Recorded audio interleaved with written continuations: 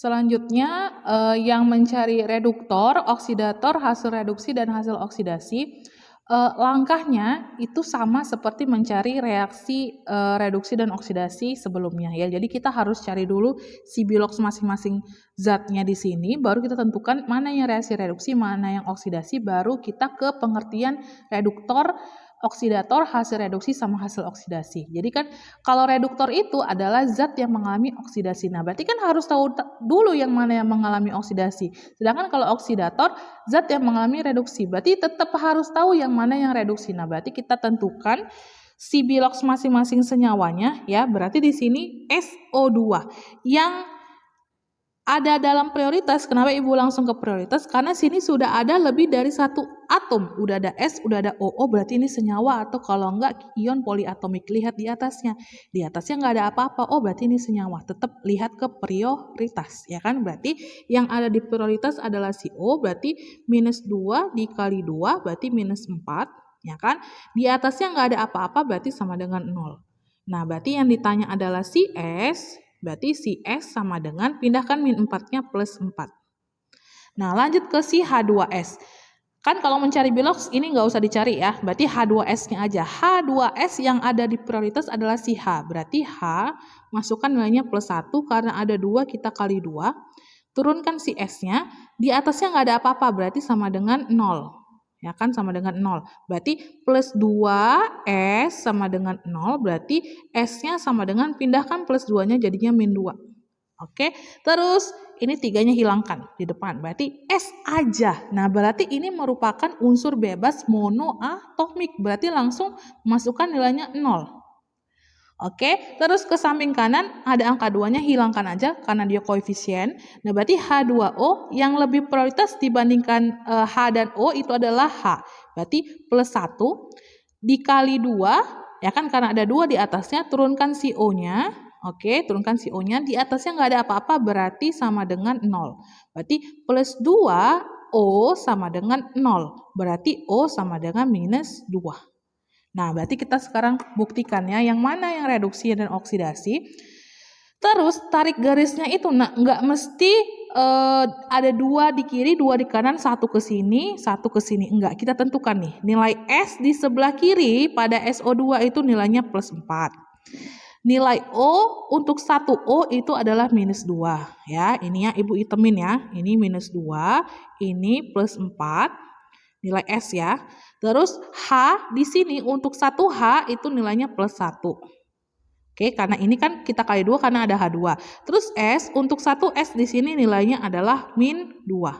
Oh, ini S yang ini berbeda, ini yang S ini berbeda. Jadi terus tidak boleh tarik garis dalam satu ruas. Jadi yang ini 4 ke 2 nggak boleh. 4 ke min 2 nggak boleh. Jadi harus pindah ruas dia. Jadi dari ruas kiri ke ruas kanan. Oke, terus S di sebelah kanan ada nilainya 0. Oh, sekarang udah tahu nih berubah. Berarti si S pada SO2 akan berubah plus 4 menjadi S yang 0. Si S pada H2S berubah dari minus 2 menjadi ke 0. Jadi tarik garisnya boleh ke satu zat yang sama.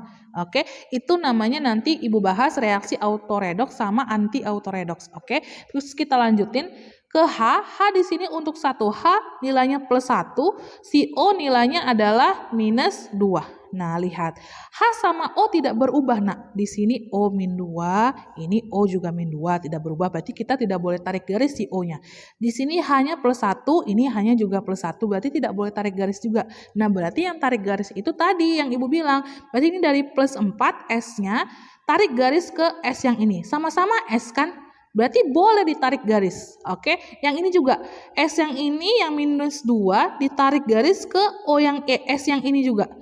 Karena sama-sama S boleh ditarik garis asalkan dia beda ruasnya. Ruas kiri ke ruas kanan.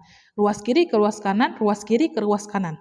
Oke, jadi ruas itu dibandingkan oleh si tanda panah. Di sebelah kiri tanda panah berarti ruas kiri, di sebelah kanan tanda panah berarti ruas kanan. Oke, perhatikan perbedaan biloksnya.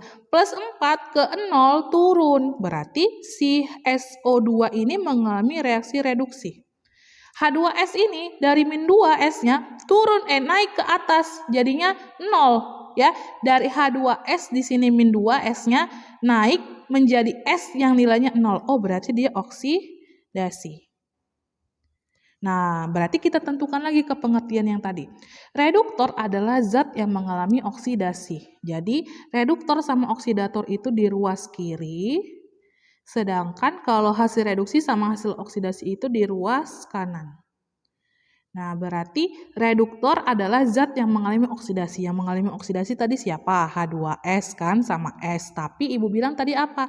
Kalau reduktor itu di ruas kiri. Oh, berarti di sini yang ruas kiri pada reaksi oksidasi itu kan si H2S. Berarti H2S-nya sama dengan reduktornya.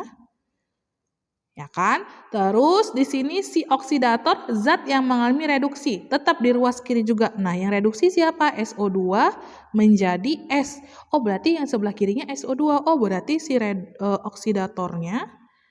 oksidatornya adalah SO2.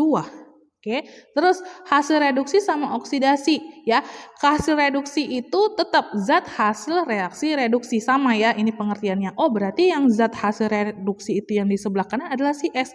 Oh, berarti hasil reduksi itu si S, hasil oksidasi itu juga si S. Karena hasil oksidasi adalah zat hasil reaksi oksidasi yang berada di ruas kanan. Berarti oksidasi mana tanda panahnya, tarik garis, oh yang sebelah kanannya si S, berarti hasil oksidasinya juga si S. Terus nulisnya itu tanpa harus pakai koefisien, ya. Jadi si zatnya aja. H2S sama dengan reduktor, ya benar oksidatornya sama dengan SO2. Oke, jadi pengerjaannya seperti itu. Oke, balik tadi ke sempat Ibu singgung autoredoks sama anti autoredoks. Jadi ya nak, reaksi redoks itu enggak mesti tanda panahnya itu berbeda-beda zatnya. Jadi bisa dari satu zat atau bisa menuju ke satu zat, ya kan?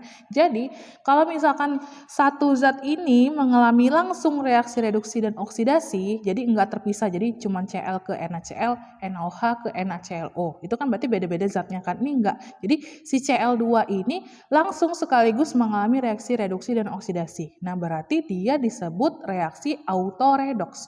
Satu zat mengalami reaksi reduksi dan oksidasi sekaligus. Jadi, dari satu panah, satu zat bisa berbagai panah. Nah, kebalikannya namanya anti autoredoks. Jadi, kalau anti autoredoks itu satu zat menjadi hasil reduksi dan hasil oksidasi. Jadi, si tanda panahnya itu menuju ke satu zat yang sama. Jadi, hasilnya sama-sama satu zat. Kalau tadi autoredoks, satu zat mengalami reduksi dan oksidasi. Sedangkan kalau anti autoredoks, satu zat menjadi hasilnya. Oke, jadi bisa awalnya itu berbeda, tapi kalau hasilnya tetap dia juga, itu namanya reaksi anti autoredoks. Sedangkan kalau autoredoks dari satu zat menjadi banyak hasilnya, gitu.